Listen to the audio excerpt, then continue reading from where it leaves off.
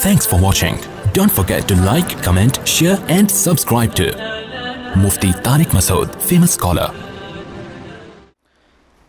فرمایا اذا بشر احدهم بالانثى، جب ان کو لڑکی کی خبر دی جاتی ہے کہ بیٹی کی ولادت ہوئی ہے، ظل وجهه مسودا وهو كظيم، ان کا چہرہ سارا دن سیاہ رہتا ہے اور یہ غصے کے کڑوے گھونٹ کو پی رہے ہوتے ہیں۔ عربوں میں عادت تھی کہ جب اطلاع ملتی تھی نا کہ بیٹی پیدا ہوئی ہے تو خوش ہونے کے بجائے چہرے پہ سیاہی آ جاتی تھی، سارا دن چہرہ سیاہ رہتا تھا۔ یہ کیا ہو گیا؟ ان کے ہاں بیٹیوں کا یہ مقام تھا۔ یتوارا من القوم من سوء ما بشر بہ، فرمایا جو اسے خوشخبری دی گئی ہے نا بچی کی، اس کی برائی کا اس کے چہرے پہ ایسا اثر، اور وہ اتنی ذلت محسوس کرتا تھا کہ یتوارا من القوم، سارا دن اپنی قوم سے منہ چھپاتا تھا، سارا دن اپنی قوم سے منہ چھپاتا تھا۔ ایمسکہ علی ہون ام یدسہ فی التراب، اس ٹینشن میں سارا دن گزرتا کہ میں ذلت برداشت کر کے اسے پالوں یا اسے مٹی میں دفن کر دوں۔ یہ کس کی عادت تھی؟ عربوں کی۔ بیٹی کی پیدائش پہ چہرہ کیا ہو جاتا تھا؟ سیاہ، اور ذلیل ہو کے چھپتا پھرتا تھا۔ میں نے وہ قبرستان دیکھا ہے جہاں بیٹیوں کو دفن کیا جاتا تھا، آج بھی موجود ہے، جو بھی جاتے ہیں دیکھ سکتے ہیں۔ ان مشرکین پر ہمیں تعجب نہیں ہے، تعجب آج کے پڑھے لکھے لوگوں پر ہے کہ جو نسل روکتے ہیں اس خوف سے کہ کہیں بیٹی پیدا نہ ہو جائے۔ اور میں نے خود آج کے جنگلیوں کو بچی کی پیدائش پہ روتے ہوئے دیکھا ہے، پہلے مجھے یقین نہیں آتا تھا، لیکن پڑھے لکھے جنگلی، پڑھے لکھے جاہل، ان کو میں نے اب بھی دیکھا ہے بچی کی پیدائش پہ آنسو بہاتے۔ یہ کیا ہو گیا؟ میں ایک دفعہ اسپتال میں بیٹھا ہوں تو سامنے کوئی خاتون رو رہی ہیں اور وہ بیٹا ان کا پینٹ شرٹ میں لگ رہا تھا کوئی ایجوکیٹڈ فیملی ہے، وہ بھی بیچارہ پریشان، منہ ایسا نا اس کا جھکا ہوا، رو تو نہیں رہا تھا لیکن منہ پہ یہی کیفیت تھی جو یہاں قرآن بیان کر رہا ہے، چہرے پر کیا ہے؟ ذلت۔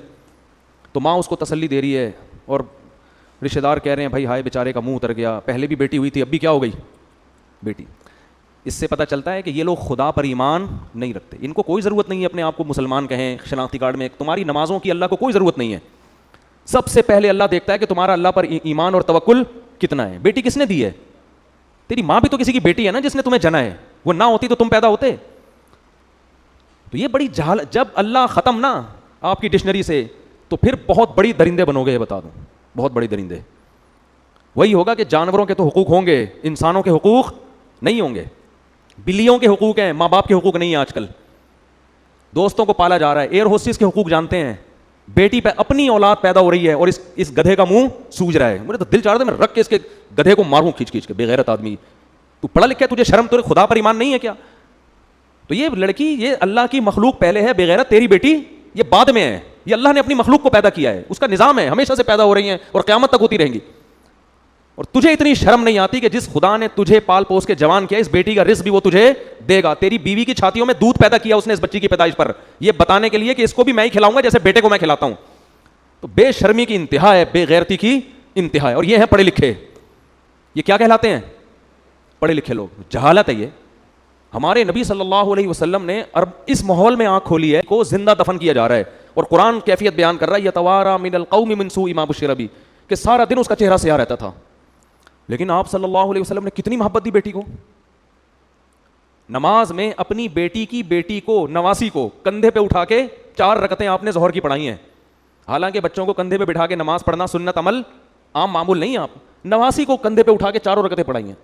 جب رکوع میں جاتے تو اٹھا کے نیچے کر دیتے، اور جب اگلی رکعت میں کھڑے ہوتے پھر اٹھا کے کندھے پہ بٹھا دے۔ اتنی محبت آپ نے اپنی کسی اولاد کو، بلکہ کسی بچے کو بھی نہیں دی ہوگی۔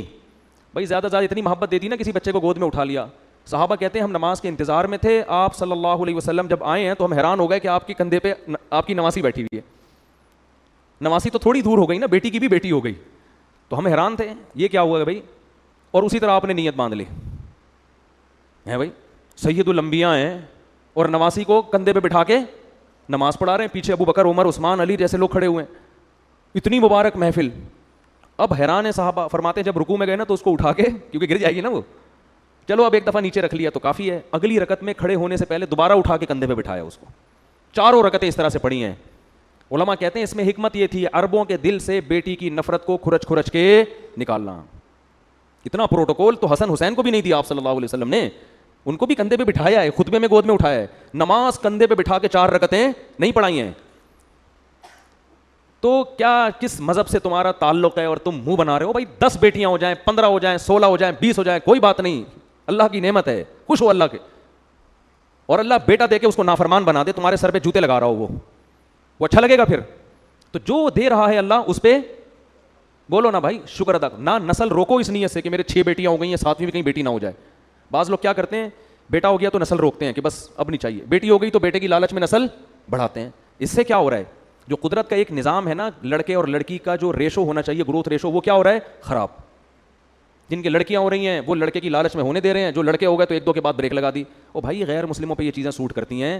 ہم کلمہ گو لوگ ہیں, ہم اللہ کو مانتے ہیں, ہمیں یہ پتا ہے کہ اللہ نے بیٹی اور بیٹے دونوں کے لیے یہب لمن یشاء استعمال کیا ہے, کہ جس کو چاہتا ہوں بیٹے گفٹ کرتا ہوں. ہبا گفٹ کو کہتے ہیں. وہب لمن یشاء یہب لمن یشاء اناسا, جس کو چاہتا ہوں بیٹیاں گفٹ کرتا ہوں.